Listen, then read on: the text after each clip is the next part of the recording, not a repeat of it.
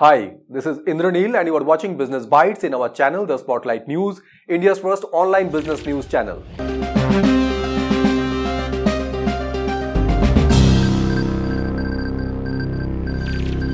In today's Business Bites, first news we have SEBI tightens SME IPO rules by revamping merchant bankers and custodians norm. Second news we have your groceries and consumer goods will cost you 5 to 20% more as the company's duty and expenses increased. Third news we have INFOSYS Invests 426 crore for their new AI facility in Kolkata to accommodate 4,000 employees. Fourth news we have new home loan scheme to be introduced without collateral and with minimal supporting documents. And fifth news we have Nissan Motors is in talks for merger with Honda Motors. In first news, the Securities and Exchange Board of India, that is SEBI, has tightened the rules for IPOs for small and medium enterprises.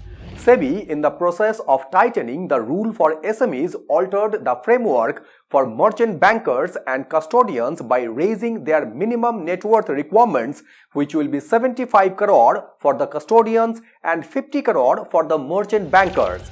The SEBI approved a proposal to limit the offer for sales by promoters in SMEs IPOs to 20% of an issue size, and they cannot sell more than 50% of their holdings in the IPO. With these new alterations, smaller firms would be eligible for an IPO only if they have operating profits of 1 crore from operations for any 2 out of 3 financial years immediately preceding the filing of the application. Another major issue was addressed as SME issues would also not be allowed where objects of the issues consist of repayment of loans from the promoter group from the issue proceeds, and they also made a capping on amount for general corporate purposes in SME public offerings at 15% of the amount being raised or 10 crore, whichever is lower. In second news, your groceries and consumer goods will cost you 5 to 20% more as the FMCG companies are rolling out price hikes to offset higher commodity cost and increased custom duty.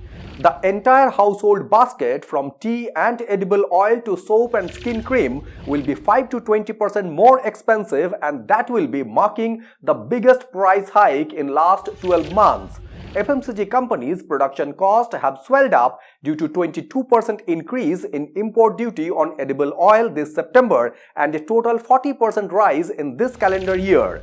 Apart from that, other key commodity prices rises in the coffee and cocoa as 60 to 70%, wheat flour as 40%, and the reasons behind the exponential rise are crunch in supply, delay in government releasing stocks from warehouses, and increase in import duties. As per recent data, India's FMCG market grew at 4.3% year-on-year in October, led by rural demand, while on the contrary, November sales was declined by 4.8% in both the urban and rural market. In third news, India's largest IT services firm, INFOSYS, has announced 426 crore of investment for their new AI facility in Kolkata.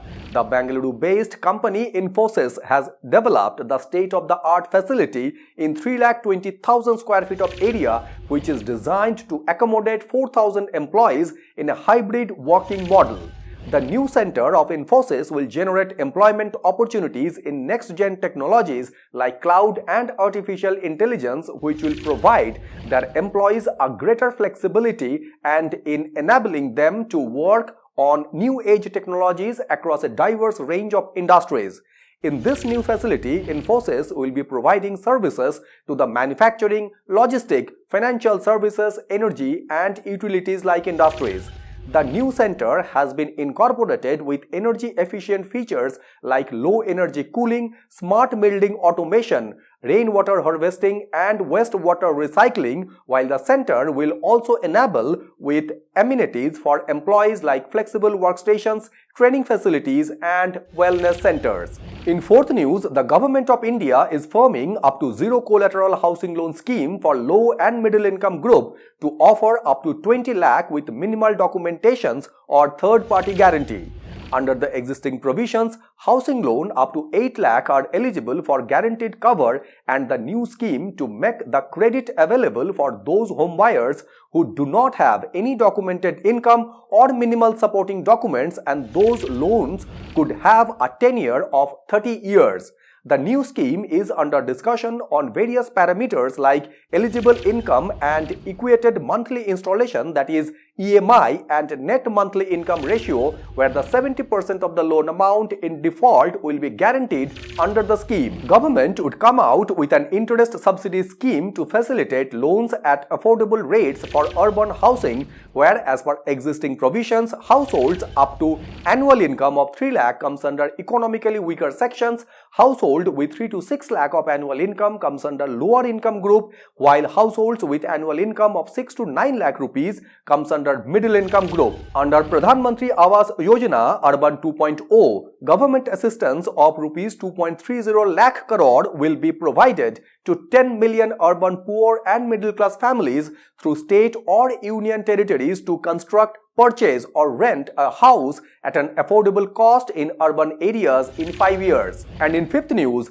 Nissan Motors is in talk with their fellow Japanese car maker Honda Motors for a successful merger. Nissan Motors and Honda Motors are in a deal that would help Nissan Motors to survive, and not only that, it will also help in creating the world's third largest automaker with a better chance of withstanding the industry's challenges. Nissan's trouble exploded when the company announced the slashed profit forecast and 9,000 job cuts globally. They also announced a 20% cut to global output because of low demand. The French automaker Renault owns 36% of Nissan, where the announcement by Honda and Nissan could happen in this month itself, where both the companies planning to sign a Memorandum of Understanding, that is MOU, to discuss shared equity stakes in a new holding company.